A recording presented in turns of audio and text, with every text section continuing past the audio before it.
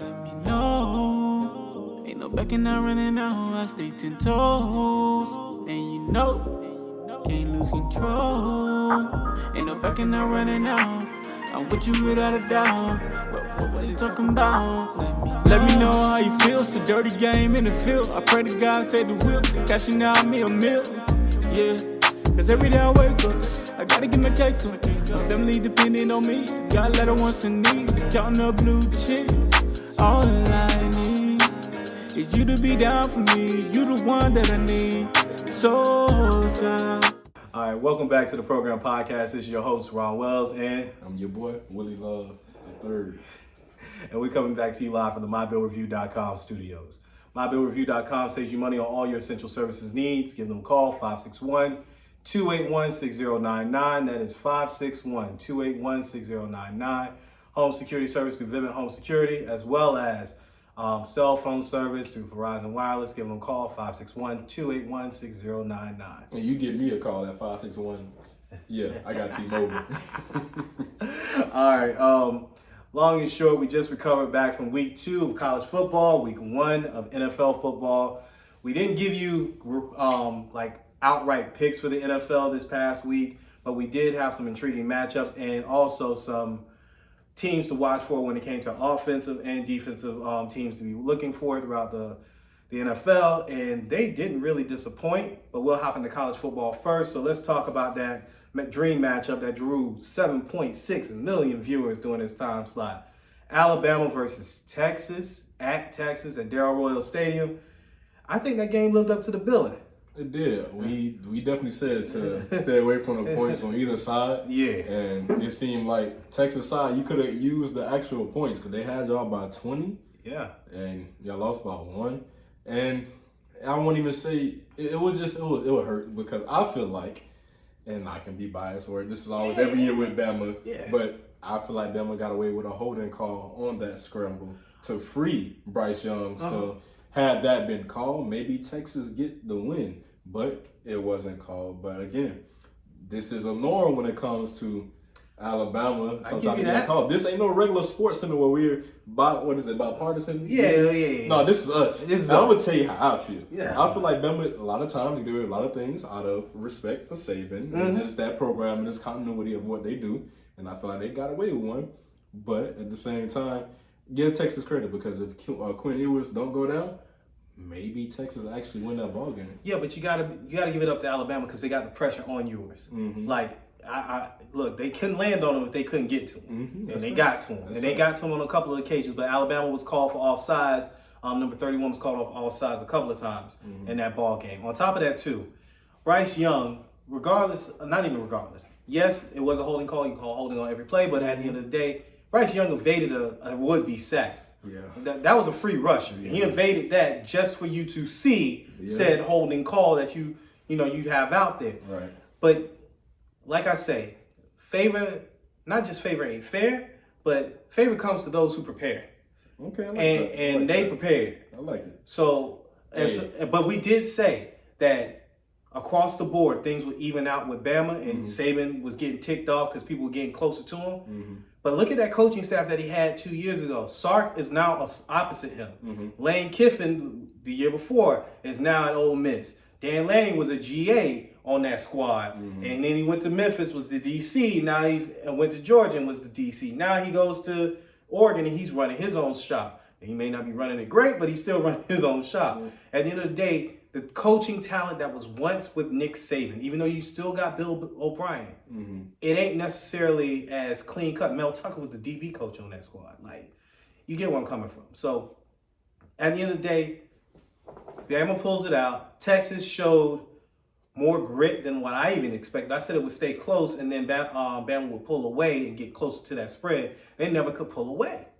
So I got to give them credit where credit is due for Texas, even in a loss, but almost don't count. You got to pull out and win at home. I feel like, but does this raise the profile, the question of maybe the landscape has truly caught up to Bama? As I said in the first episode, I felt like it was because same as I said with NIL that people caught up, but a couple years ago, this matchup, this is a blowout. Bama's winning by 3 scores. 3. Now, I'm just giving them a minimum. I'm giving them a minimum. And 3 scores, my 3 scores is not field goals. My 3 scores is touchdowns and extra points. So that's 21 in my book. So let me lay the disclaimer out there. That's 21. Okay. But get off the sticks. You know, get off the sticks. Yeah, you got to. But like I say, even with Quinn, he was going down, and the way that Texas fought, that defense, the way they bowled up, they played to keep that a game, and they were just one play away. So, but again, we were talking about coaching staffs. Gary Patterson, former TCU coach, defensive guru, now on Texas' staff as defensive coordinator. All you got to focus on is defense, not the total team effort. Exactly. So that kind of flips the switch, and it's easier to convert defenses over than it is offensive continuity because defense causes chaos. You said favor. What was your quote? Favor may not be fair. But favor favors the prepared. And Uncle Scar said, be prepared. so be prepared. Hey, Disney, don't come after us, all right? But the next game on the slate that we ended up watching, we got a review. And one person wants to take back their apology. I'm holding court until they play Tennessee. But that was the UF versus Kentucky game. And what we call it again, of the week? Oh, WBOW? Yeah, that's Will Levis for me. So he dropped the caption too. Yeah, shot at them boys. He was holding them. And credit to the energy. I saw a ton of energy from UF. More than likely because they were believing in the quarterback like we were believing in the quarterback. The defense, even when he threw that interception that wasn't horrible, that was just a great interception by the defensive lineman. I mean, his hand must have been broke. My hand broke for him when that happened. But at the end of the day, he got that one-handed interception at point-blank range, and the defense still bowed up and only allowed a missed field goal by Kentucky. But Kentucky, to me, bullied the crap out of UF in that game and made Anthony Richardson look very mortal versus that team. And maybe the pressure was just too big for him. The scouts were all at the game. You got Todd McShay from Scouts Inc., all this other stuff. I don't listen to telecasts like that, but I see McShay's name on the screen. Maybe that was it. I don't know. That's why I'm reserving judgment. They got USF this week, not UCF, University of South Florida this week. Not a very good football team. So he's going to get some chance to get his confidence back, but they play Tennessee in 2 weeks, and we'll talk about a matchup in 2 weeks. But I'm going to let you have the floor, Mr. Anthony Richardson. I've been working on myself a lot lately. And before I rush into just going in on somebody, I'm going to take my time and sit back and let the next couple weeks play out. I almost went off on Anthony Richardson today because you proved me wrong week 1. Woo, child, he proved us wrong. And I apologize. Willie Love, I apologize. You weren't the only one that apologized, but I get you. You did too, but you said you were reserving judgment, so you're not even in this no more. This is about me now. This is my frame, my shot. Let me go ahead and move a little bit over. Go ahead. I'm gonna hold off. I'm not gonna say that maybe we gave the apology too early. I'm gonna give him a chance because we also was a little high on Kentucky coming in. Yeah, we definitely were. Kentucky the last couple of years have been on an upward trend, and they continuously, I should say, trends upward and upward and upward to where maybe 2-3 years they could be competing for the SEC championship. Yeah. Recruiting class continue to get stacked and continue to get that talent. Maybe Kentucky actually get there, but with a lot of teams, before they make that championship run, you see the continuous good year after good year after good year before you get there because it's not often a team just goes and win a championship in 2 years unless you LSU. No doubt. Unless you LSU. But we definitely said that Kentucky was the second best team in that division, and they proved that in spades this game. That game could have been double digits, almost 15, 20 points. Florida hung in there because of their belief in Richardson early, but you saw that belief waning and getting chipped at. Their USF game comes at the right time. Yeah. Because like I said last week with FSU's win over LSU, they needed the bye week before they go into Louisville because they were injured, and that came at the right time. Just like I said, Miami, their schedule, the way it's lining up, they need these first 2 games to line up to go into this Texas A&M matchup, which we're going to talk about Texas A&M now. That lined up perfect for them to get into their matchup. what didn't line up, and we can transition now, is why everything got to come to me where I'm gonna go off on somebody? Like, Texas A&M. You set me up, bro. Texas A&M and App State. Disclaimer: this is not who I am. This is definitely who This he is not who I am. Off camera, our show prep should be a show, but we can't do that because it's too much to download. Man, Texas A&M versus App State. I'm gonna let you have the floor. This is not who I am. But anyway, I'm not even gonna dive into the game. Like, 'cause that's not where my problem is. Because, like, App State, what did I text you? I said, App State is a top 5 team. I don't care. I text you that. He definitely did. I text you that. He definitely because did. App State, let's go to last year. Miami barely beat App State last year, but my disclaimer, Miami was on the down here. Yeah, but it was a bad year we for said the offensive line couldn't handle App State, and Yeah. we did say that. But what we did say the week prior to is we were really high on App State versus UNC, and they only lost because they decided to go for 2 at home. Exactly. But continue. So I'm like, bro, big shout out, big kudos to App State because y'all are giving these Power 5 teams all that they can handle. You drop, bro, like you drop what it was 60. They dropped 60 on Carolina. And then now you go out there and you play a defensive game. It wasn't like it was another shootout. This is a defensive game against a top 10 SEC school that beats Bama every so often. Yeah. And you do that to them. So it's like, for me, I'm shooting all praises to App State. Like, I'm taking nothing from y'all because I'm giving y'all all the credit. Mm-hmm. I'm giving y'all all the credit. Mm-hmm. Texas A&M, my beef. My beef. Is it medium rare or is it well done beef?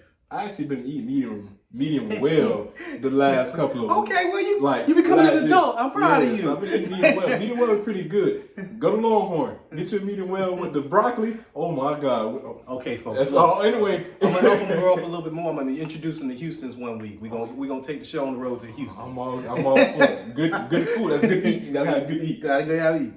So no, it's like out of all weeks, this is the week you choose to lose before you play Miami. Now you put Miami in a no-win situation, and I don't like that because if Miami win, what the narrative is going to be, they lost to App State. Texas them not good this year. This is down here for Texas A&M. Miami loses. Y'all lost to a team that got beat by App State. You put us in a no-win situation. So now it's a must-win for Miami. Like, my Canes have to go out and have to win, and I hope they do. Because I'm not here for. I'm not even gonna entertain anything. If Miami lose, I'm probably not gonna take some back because solely based off of this right now, this is probably what he's gonna be texting me, and I'm not gonna entertain it. If he texts me anything about Miami, I'm not responding. When you send me another Twitter video about somebody else, I'm going to respond to you. I'm telling you now. Don't call my phone. I might block you. I promise you. This is all leading up to that, but no. To be for real. Like you said, Miami had them 2 tune-up games. You had Bethune-Cookman, my alma mater. Shout out to the Wildcats. And Southern Miss, that first half was not the half you wanted to see, but they came out second half looking like the team you wanted them to see and how they dominated. There is claims out there that's vanilla offense, vanilla defense. All right? Well, I need sprinkles on Saturday. I need it all. I need sprinkles. I need the strawberries. I need the chocolate. I need everything. I need the whole sundae. The hot fudge sundae. I need it all. Because this is the matchup that you want as a major stickler where this program is with Cristobal. And Cristobal has so much hype coming in. I told you before, I didn't want Cristobal initially, but I seen the offseason hype and the momentum. Yeah. Amazing. Okay, I'm here. I'm a ride the wave. You are definitely a ride the wave. So you're riding. It's cool. And even after this, you got Middle Tennessee before you go into conference play. So you have time. You have time. I'm gonna be at the UNC game. I hope they wear the Miami Night jerseys. I hope it's a night game because Middle Tennessee 3:30 game. I was gonna go, but I gotta go to work and I'm not getting up that early and going to Miami. So I'll be there on November 8th. But it's a must win for Miami in my opinion, based off of just what the narrative is gonna be, just with the fan base, because the fan bases are in the college media is no fair to Miami ever. Miami been that team, that program that you love to hate, and when Miami is great, when Miami is top 10. It's no fun for anybody. So I don't think nobody wants to see them get back to that point. But the University of Miami fans. But I'm hoping soon enough, like we said, it doesn't take just 1 year. No, it's going to take a couple years for they get back to that level. So yeah, that's just my spiel. We would love to see a win. You've been coercing me to and peer pressuring me to take the Miami as the underdog and upset pick of the week. And just because, and I'm telling you now, I'm still not going to text your phone. I'm going to take Miami for the upset this week. Are we going to do my dollar bet? Is that on the table? I bet twice already this month. That is my limit. So it's $1, Mortimer. Yeah, I'm just trying to be right with God. I told God that I wasn't betting like I was before. All right. With the big guy, I'm more new. So Miami is the underdog going into this matchup. It's a -5 line. That means that Vegas has given Texas A&M the home cooking on the 3 points, or 2 points now. They changed that. And they gave them an additional 3 points. So they think Miami by a field goal on a neutral site. Jimbo Fisher can no longer be called Jimbo Fisher after that App State loss. He's the plumber now. No, well, he is the plumber, but he's John James Plumbing Company until further notice. And he ain't doing the plumbing because we already know what happened to Jimbo down in Tallahassee, but we won't talk about that. Moving on to the other schools in Florida, the other Big Three schools in Florida. Florida State plays Louisville on a standalone night game on Friday night. Louisville, after losing to Syracuse, was able to pull out a tough win versus UCF. It ain't look pretty, but from my standpoint, what Louisville got to do was they got to have a bad game in which they lost. They got to have a bad game in which they won.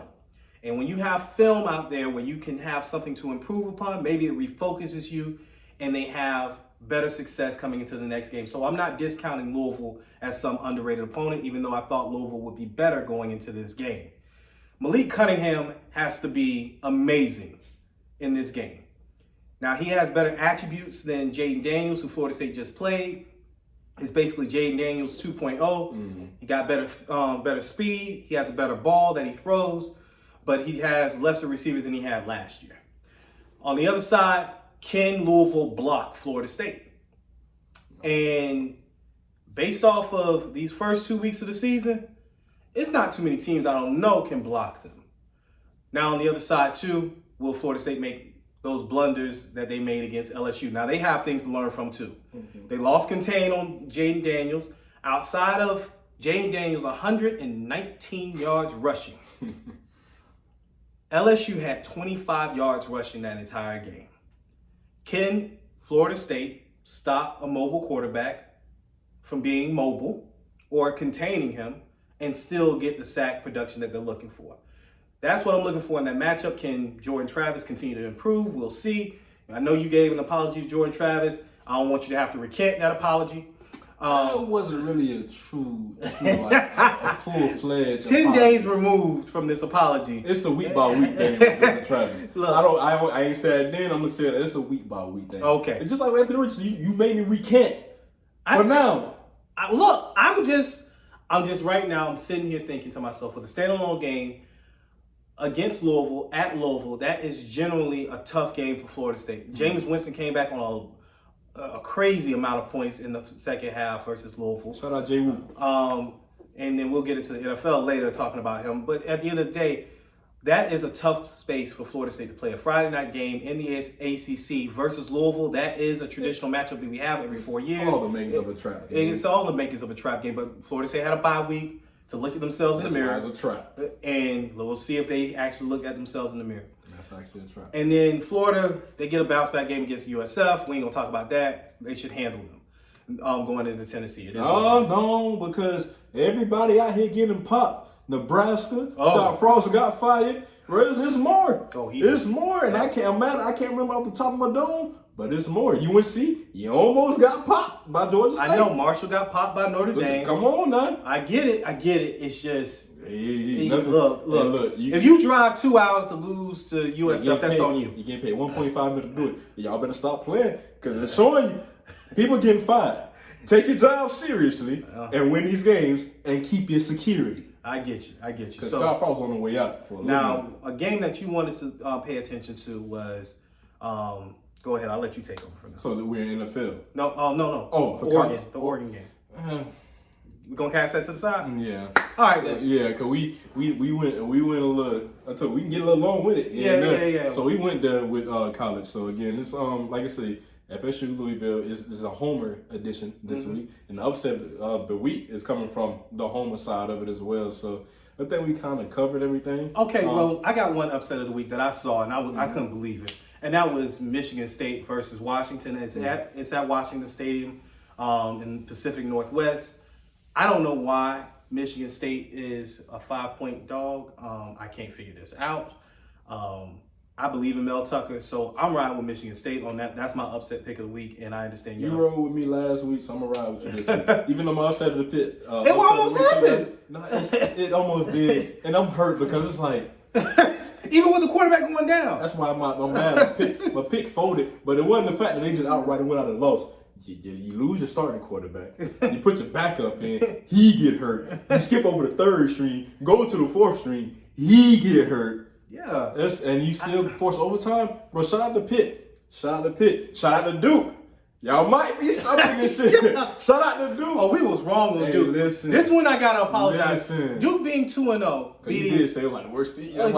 They might be the worst. They might be the worst team ever. But Temple, they beat Temple, handled them. Yeah, and I said something nice about them last week. This week they beat Northwestern, and Northwestern has a bona fide top 5 pick tackle and a bona fide first round pick guard, and they beat them a lot. So shout out to Duke. Shout out to Duke for now. ACC may be stronger than people think. Wake beat Vandy. That's 2-0. No longer basketball school. Duke is a football school. We might get a football school after all. Hey, and Carolina is going crazy. App State top 5. Duke football school. You heard it here first. I ain't going that far. So all right, we're going to transition. We're going to transition to NFL. So NFL was definitely a very fun first week as well. And like we said, if we are in for if week 1 and week 1 and 2 of college football is any indication of what we are in for this year, we're in for one heck of a ride. This week, one of the NFL was definitely a tough week for kickers. Oh, you had a couple surprises for sure. Offensively, just team-wise in general. And so, for me, what I want to ask you is what really surprised you the most this week in week 1? Because we said we're not giving picks, betting picks until like week 4 until we know who's for real. Because we know. The first quarter of the season is just people trying to figure out who in the world they are. So who surprised you the most week 1? Being honest with you, if we were having to pick games, and I'm a Chicago Bears fan, but to see Chicago, I don't care if it was in the month, to beat the 49ers in the second half, when both quarterbacks did look great, but it was a monsoon out there, and the Bears field is just terrible. That was the most surprising one. But I can say this, as a fan of the teams that I am a fan of, I went undefeated. Now, my Colts may have tied, but I still went undefeated. So I just want you to know, can you raise your hand if your teams are undefeated right now, college and pro? And I think I can do that, and my teams ain't really favorite teams. He got the Bucks and the Hurricanes, and I got the Bears, the Colts, and the Florida State Seminoles, and nobody saw. But the Hurricanes is kind of on that. I get you, but they still undefeated. So we are undefeated, big dog. We are undefeated right now. So with that being said, that was my surprise of the week. What about you? The Giants definitely surprised me this week. The Giants. I mean, and I can't sit here and say I can't sit here and say they really surprised me. I don't care what Tennessee is now lacking on the receiving end. We know what we witnessed and watched the last 7 years with New York. Yeah. With New York. Yeah. And we not forget it. The last 9, because we're going to go all the way back to 2013, because we're not going to say 12 when they went to Super Bowl. Yeah. But since 2013, we know what we saw. Year in, year out, and it progressively got worse. Yep. And worse. And worse. And worse and worse. So for them, I feel like they surprised me. Saquon looked prime Sunday. Especially in the second half. He looked prime, and I love to see it. You love to see your future, your young backs definitely go out and do what they've been doing. And Saquon has been hurt. This is contract year, so you want to see him get, because running backs don't get a bag because of that value, especially with injuries. Ask Todd Gurley. Yeah, no doubt. And Todd Gurley is still leading the league in touchdown in the last recent. I forget how many years they went back, and he hasn't played in 2 years, and he's still leading running backs in the amount of touchdowns, but he doesn't have a job. So that value running backs is crazy. So you want to see Saquon stay healthy so he can get his bag and have that longevity like some backs like AP Yo, but the Titans, they gave up that game. They did. It was up 13-0. But you got to put that away. You got to put that away, number one. And number two, with the Titans, this was one of the few times, and you got to give Brian Daboll some credit on this as a holistic team. I didn't expect the Titans to get hit in the mouth by the Giants. Derrick Henry got popped. He finally got popped, by some no-name that I didn't even heard of. It wasn't Kayvon Thibodeau. It wasn't the defensive lineman that they've been drafting. It was somebody I ain't even heard of. Hey, look, man. They were a physical team versus a real physical team. And it's funny because shameless plug to Bustin' with the Boys. Shout out to Taylor Lewan and Will Compton. And Ryan Clark was saying that if you give him like a small hole with Derrick Henry, he's going to win. And they was like, well, you have to get that. Everybody was saying they want to get a small hole. Yeah. We see what RC was talking about. Yeah, we do. You get that hole? Yeah, you make it small. He can't stiff arm. He can't protect himself. I get it. But he got popped. And I wasn't expecting that. I really wasn't. When I saw it, I was like, yo. And before I knew it, everybody on Twitter had it. So the Giants were the surprise pick of the week. So, I mean, if we talk, I'm sorry to cut you off, but we talking about pops. I just want to get your take on this because it's a little beef going on.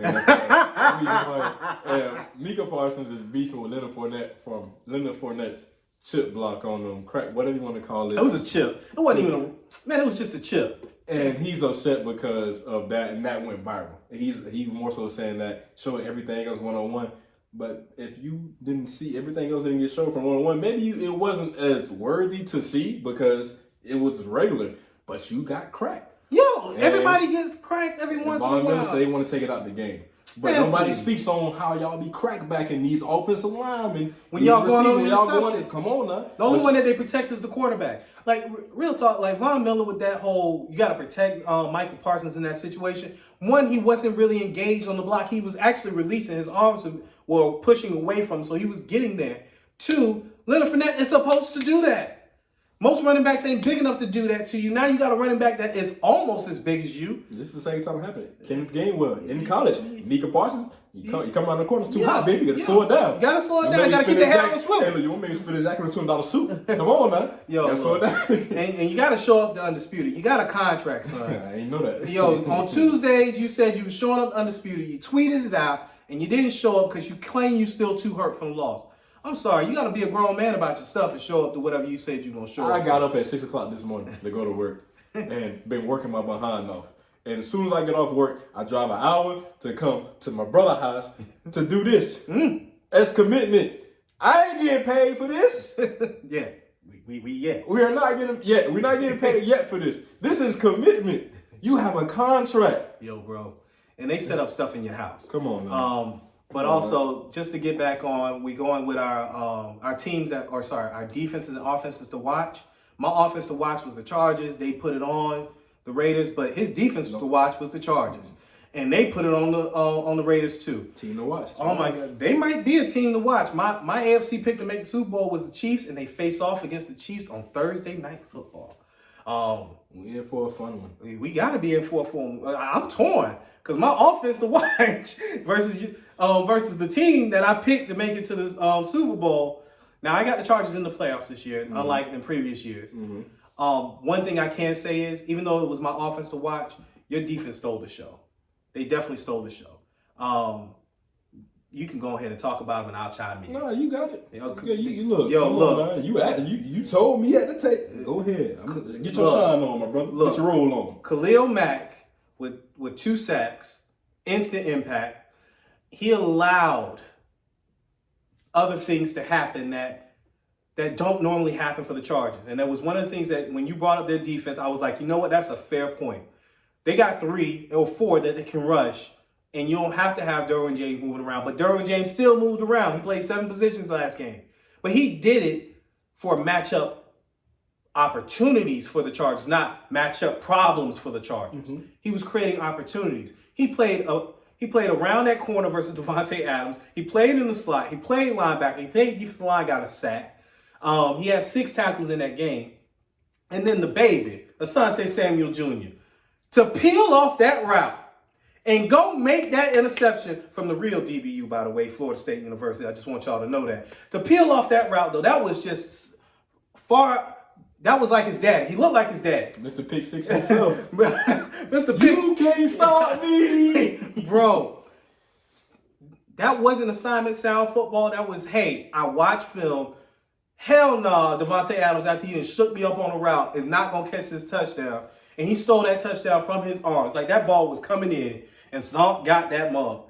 And that was beautiful to watch. Their defense from start to finish, their offense complimented them from start to finish. They might be a complete team if they don't fumble up on special teams. They ain't have a special teams blood. They ain't trying to speak into existence now. But they had a complete game versus the Raiders. I let him have it because I just wanted to hear it. Because these are a lot of things I voiced when we spoke about yeah, this. he did. And I like, in pre-show, pre-planning, it was on... It couldn't have gone better for you. It was on pushback, and I said it. But I'm like, you got it because I said it, man. Yo, I got to give it to you. I said it, man. All hail the king for right now. I'm going to sit myself back down. I'm not on a high horse because my offense to pick was not good the first week. Joe Burrow threw 4 interceptions, lost a fumble.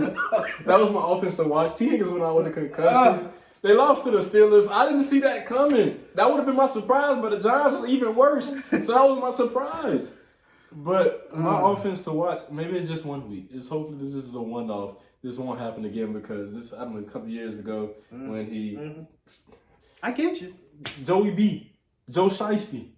Wake up! Lock in before I tweak out. You can't have my offensive pick out here looking crazy. Come on, man. You got the offensive line pieces. You got the three-headed monster. You got Joe Mixon. Yo. Come on now, lock in. Don't make me look crazy over here, man. Lock in. They didn't make you look too crazy. T. Higgins went out with a concussion. He did. No, it was just a anomaly game. They probably would have had the game won that had the long snap and not got hurt. Yeah. And the ball, the laces didn't get twisted around. You don't realize how important some positions are until you actually get there. Yeah. And that long snap position is very important because that game should have been won multiple. I ain't even gonna say twice. I'm gonna say multiple times. 3 times. So that's just, it was crazy with that. Well, my defense to watch didn't do much better in the first half, but the second half they pulled it together, and that's the Saints. But in overtime, they almost gave it back, or right before it was about to go to overtime, and we had won this game. They almost gave it back because Marshawn Lattimore had an idiotic play that basically pushed them boys in the... Marshawn was not a dog to me again, but I'm sorry. Go ahead. Yeah, look, man. He had a good game, but he had the worst moments in that game. Can I pose a question? Go ahead. Because we're gonna transition to the matchup that's coming up this week from this game. So yes, because I don't want to really too much get into what happened previously when we had that matchup, but can you say maybe because of just with Sean Payton being gone, and in a sense of the totality, maybe that, I don't say having to fall off, but it's areas where they are going to take a regression from what they did last year. And maybe that was, I won't say offensively because I feel like Jameis can still have an amazing year. Yeah. I love Jameis. He went to Florida State, but he played for Tampa. I love Jameis. But you maybe feel like that on that defense side of the ball, that regression may be there this year? It might be, but again, it was just because they got interceptions when they need them. They got timely turnovers when they need them. Marcus May ended up getting a fumble towards in the red zone against the Falcons. It might be, but you also they hurt the running back. So then you had Patterson come in from receiver and tight end area to play running back again, like he did last year, all purpose. He's a football player. That's just when them other people call him football player and Jimmy's, he's one of them. That boy got it in him. He got it in him. He played everywhere. He had a really good game, but at the end of the day, it's like when they needed stops in the second half, especially, they got stops. Right. And when Jameis finally turned it on in the fourth quarter, and him and Michael Thomas, because they were a little bit off that whole game until about the third or fourth quarter when they started getting it right. And Jameis just got tired of layering it. I may put his video here something. I got to look back, make sure it's nothing crazy in there. But he sent me a video on Sunday, and I may have to put it, slice it in there. It might be too crazy. It might be too crazy. I was shocked. But at the end of the day, now they transition to this matchup with the Bucks, who had that game against the Cowboys, which we referenced a little bit with the beef. And now it's my defense versus your Tom Brady offense. I mean, it was, and I think it was more a team to watch. I think it was my defense. It was my defense to watch and my team to watch too. I think I picked the Saints for the Super Bowl. So I don't. I got the Chiefs Saints Super Bowl. Everybody that picked the Saints for the Super Bowl, in my opinion, y'all drunk. Hey, look, I could be. Y'all drunk. I ain't drank in a while. Y'all on something because I feel like I said, for me, I feel like Tampa Bay offense could have done a lot better last week, and that's okay. I feel the sneeze coming, but I'm gonna try to fight it off. We got in zone one time, and that was a beautiful one time because Mike Evans been a real one. Yeah, and that was a real catch. Like I feel like now, like this is Mike. All you have receivers that have super, super, super big years, and with Mike, all the attention has always been on him. So therefore, it's like and Julio looked like he running right. He looked like he running right. That go route. Oh my God! I'm telling you, just a little bit of helpiness from Julio. All right. Well, you got your horses all healthy this coming week. So we got the Saints and the Bucks in that game, and I'm pretty sure you're leaning towards the Bucks at this point. Always leaning towards the Bucks. All right, it's just with how their strength, that defense has always been able to take away your best guy in New Orleans, and that's respect to them for being able to scheme that up and week in, week out. But now you got to take care of Godwin. You got to take away Julio. Godwin will be out for a couple weeks with a hamstring injury. Okay, so I feel like he looked good, especially when him throwing the screen. Yeah. His bread and butter has always been that screening take, and he looked good. But when you have an injury like that and you put in a lot of work to try to get back, your body is overcompensating somewhere. Yep. And as you can see, we'll come back from the ACL and MCL. The hamstring might have been overcompensating and that's when it went out. So even with that, they still look good. Like I say, Mike didn't get that double coverage attention. He was able to go off. Julio still went for 80 yards. And so it's like, you still throwing Scotty Miller, you throwing Russell Gage Jr. You have weapons. And even still, I don't think you're doubling Mike or Julio just because of those are big body receivers. And no doubt. If you're doubling Julio, then Mike is getting off. If you're doubling Mike, Julio's getting off. So and all Brady needs is a little bit of a win. And Fournette actually ran the ball. So the offensive line did better than what I thought it would be, especially with injuries and losing players. Yeah. It was a lot better than what I expected. So we'll see if they can run on the Saints. It's always been a solid defense, always. And look, it's a measuring stick game for Jameis. It's his first game without Sean Payton playing against the Bucs. And with that being said, we'll see how he does in that game. Because I don't know if you can cut it on late against Tom Brady to pull out a win. Yeah. They're gonna need a more even matchup, even performance across the board. Yeah. But what they did to come back in that game against the Falcons showed that it was a really good team who was having a really poor half, getting back into some type of rhythm. Now shout out, because I texted you and said it was over, did I not? Or yeah. You definitely did. And I'm still watching that game, and that was the prime game that I had on in the background. And now we're moving on, and we've moved off of those two matchups, so we came off of that.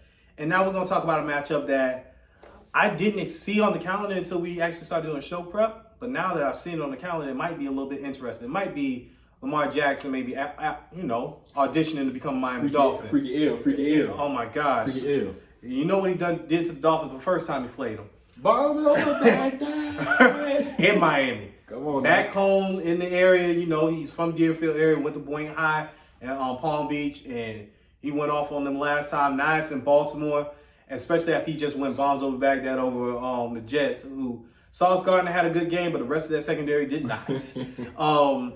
Bateman got off a little bit. Lamar Jackson, of course, did Lamar Jackson things. With the Dolphins, they had a couple of little hiccups here and there during their matchup against the Patriots, but they still were dominant against the Patriots. Bill Belichick don't get shut out, people. Like, I want you to understand, he had a full offseason to prepare for the Dolphins, has not beaten Tua yet. Tua is now 3-0 versus the Pats.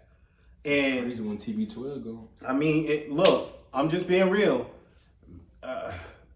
Dolphins did what they were supposed to do in the first game, even if you weren't impressed by the air raid that they were supposed to bring. Everybody's giving all these critiques to Tua. Can I say something? Go ahead. It's irking me. Why y'all projecting what y'all want to see from this man? Thank you. Y'all want to see this man throw for 500 yards a game, and maybe that's not the scheme for Miami. Maybe what Tua did on Sunday is exactly what they want. But because y'all have seen Tua throw bad balls here and there, why? Because he had a couple of those. He had like cool. 2 bad balls in that game. But maybe in that scheme, he's supposed to be a game manager. Yes. Because that defense is fire. Maybe he's supposed to be a game manager. And he managed the game on Sunday. Did we see any interceptions from Tua? Nope. Did we see Tyreek Hill almost approach 100 yards, 94 yards in the air, top 10 receiver in the league in yards? Jalen Waddle got a touchdown. I don't know what else you want from this man. You want to be near perfect, but when you see the defense got you a touchdown, they broke Mac Jones' back. It looked like. But I'm thinking like you need to keep the same energy when you see bad balls from your top 5 quarterbacks. When you see a bad ball from Mahomes, when you see a bad ball from Allen, Lamar. Because Aaron Rodgers, this last game, he looked like he oh was my sad. God. He lost his best friend, and he really did. He lost Devontae Adams. But it's like I want to see that same criticism because he did everything he needed to do to win that ball game for that squad. And maybe, like I say, maybe in the next couple of years, Dolphins may be a team they continue to build because they always had the money. Yeah, they had a bevy of picks, and so it's like they're building something, and it looks good. You know, shout out to the Florida team. I don't really root for the Dolphins. I can care less about the Dolphins. I'm not gonna lie to you. Dolphins been sorry all my life. I ain't never cared for the Dolphins. Tampa been sorry all my life too. I'm just gonna keep that there too. So I'm not a hater because I'm finally seeing success with Tampa. I done seen the 2-14, the 3-13. I done seen it all. So I've been there, done that. But stop projecting on what y'all want to see out of Tua because the man managed the game and they got the dub. My thing is, it's all week 1. We seen Lamar have a shaky game, but it's week 1. It's a lot of wrestling. He had a contract negotiation. I don't want to sit here and say that's the reason why he might have played. No, I don't think so Can't either. say that, but it's a lot going on. But you learn a lot from week 1 to week 2. It's exactly. the biggest it's the jump. bounce back. It's the biggest jump of any progression, whether it be college or pro football, where people either progress or regress back to the mean more than anything else. So you're going to see who are the really good teams. You're going to see there's 32 teams in the league, so you're going to see another maybe 5 or 6 teams no longer be undefeated this coming week. You're going to see a lot of good things and a lot of bad things that you thought were real positive in week 1. Like I saw Gerald Everett catch 2 touchdowns from the Chargers. I didn't even know he was on the doggone team. One of them, that was pure effort. Yeah, pure effort. Who's to say what he does the next week? And this is what I'm trying to get at. Baltimore versus the Dolphins should be a really good matchup. The defense for the Dolphins is catered and tailor-made for someone like Lamar. So Lamar, if he's going to run, he's going to run in this game. They have, Xavier Howard. They got Byron Jones, the other corner, and they got Javon Holland back there as well. So they got some secondary members that can give Bateman some trouble, and they can really do some things.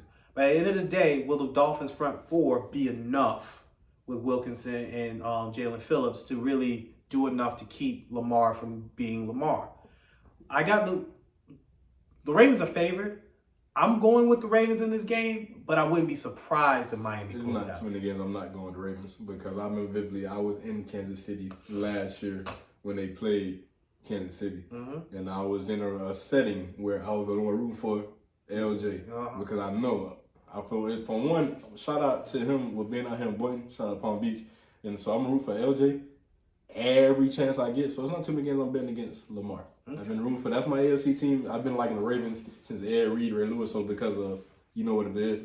But the Ravens always been my AFC team solely because of Ed Reed, Ray Lewis, and I've just been, now that you got Freaky L over there, it's like, okay, it's keeping that mental going. So, I mean, we shall see. I mean, I don't think week 2 would be as exciting as week 1, but I would love for y'all to prove me wrong. Oh, no doubt. Because it give me more fuel to come back and talk about next week. Yo, because I'm telling you, Red Zone Channel, Octobox. I got to see an Octobox. I got to see all that stuff. This is the best time of the year for the both of us. NBA comes back next month. Preseason basketball comes back later on this month. But we'll get into basketball later on. But as far as football is concerned, again, the games that we're watching for this week, of course, the big 3 in Florida with Florida State, and Miami going to Texas A&M. Will Florida State have that trap game, or they'll be drunk off of their success from LSU? We'll find that out. We'll see if Anthony Richardson gets me to recant my apology. Me too. But I do want to go into this before we do sign out, because you trying to sign us out. No, I'm just going over those games just to make sure we had them. I'm about to say, I wasn't ready to go yet. Okay. But continue, I'm sorry. And then, that's the apology I will get, dog. Okay.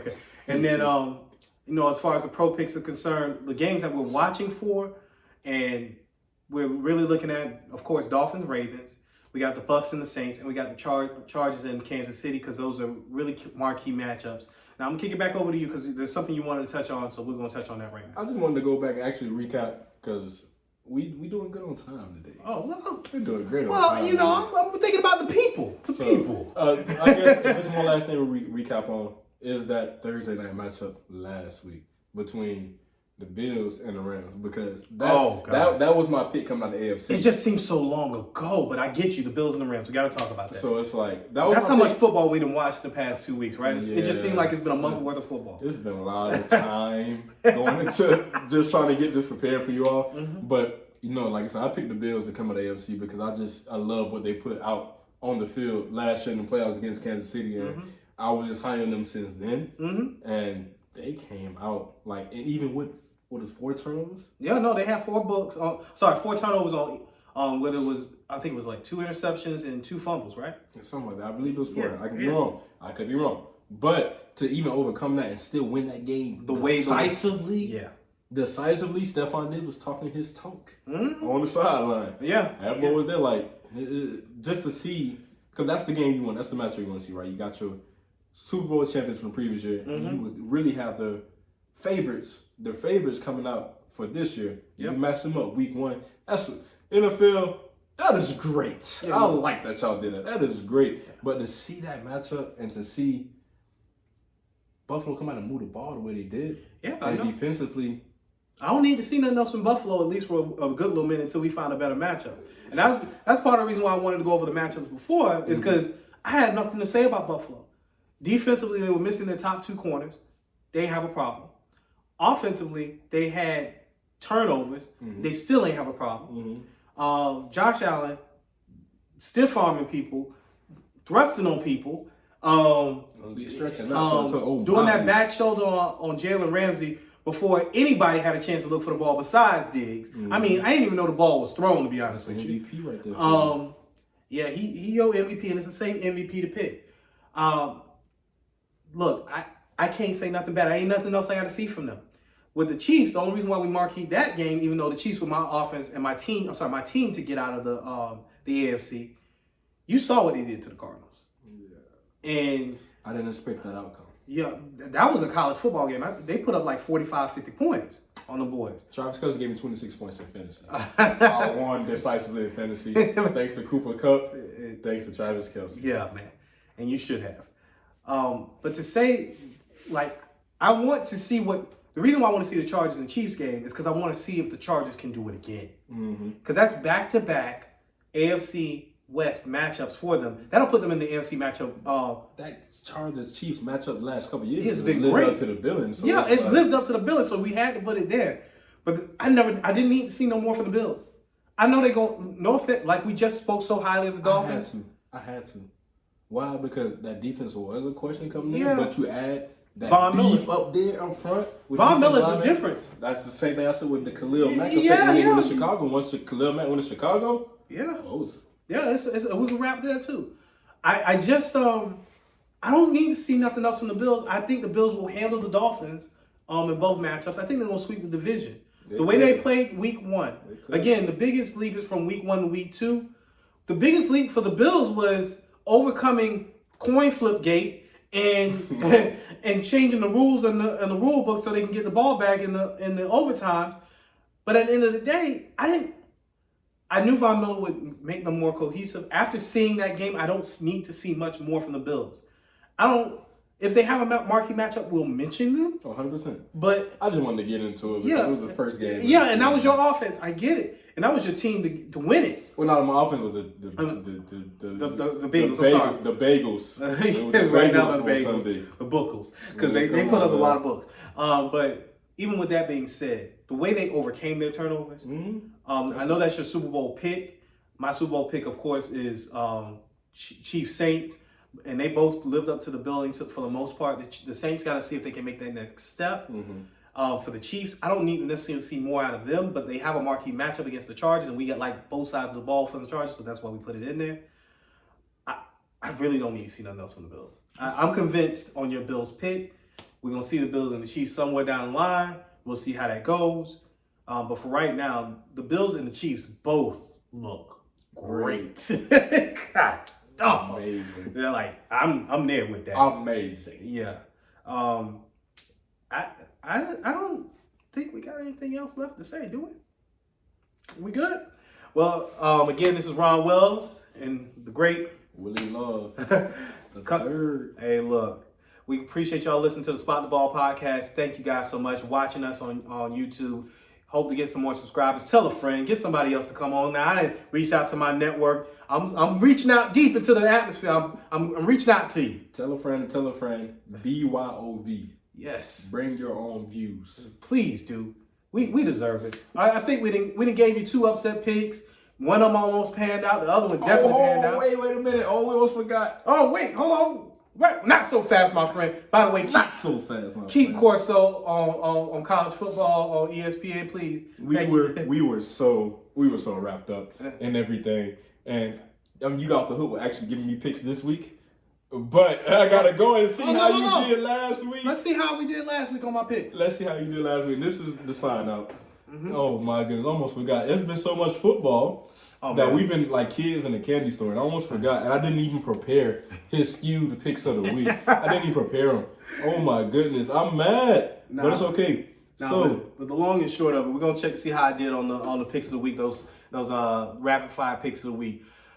On the other side of it, though, like I said before, these last, you could say 3 weeks of football, it felt more like a full football season. It's been so much to talk about. And with that being said, if you want your football fix, you're going to get your basketball fix when basketball comes back around.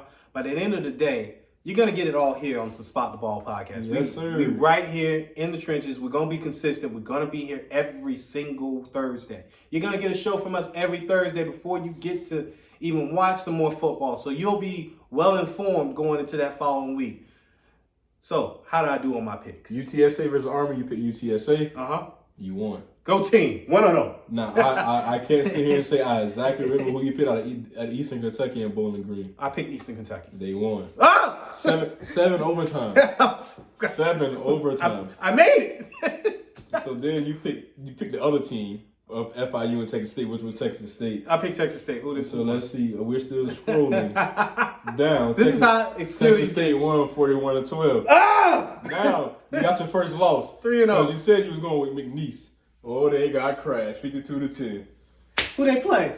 Rice. Oh God. Okay, McNeese lost to Rice. Now, see what I get for picking HBCUs? No, I'm just playing. Don't come after me. And I believe you picked ULM over Nichols. Yeah. And you got that one correct. I'm 4-1. That's 4-1. So you went 3-2 the first week, 4-1 this week. So the next time I give him some picks, you have to go 5-0. Look, man. You have to go. It's all about a week-to-week progression, and you know what? I like to say thank you to my esteemed co-host over here for putting us in this position for me to be 7-3. I want to take a lap around the stadium, just take one lap. But nah, come back and watch us on Spot the Ball podcast. You're gonna get your podcast every single Thursday without question. We're gonna be improving every single week. Watch us grow. Watch us improve. Be on the ground floor. We're here for Spot the Ball podcast. This is your host, Ron Wells. I'm your boy, Willie Love Trey. Coming to you live from the MyBillReview.com studios. Thank you guys for listening. Have a good one.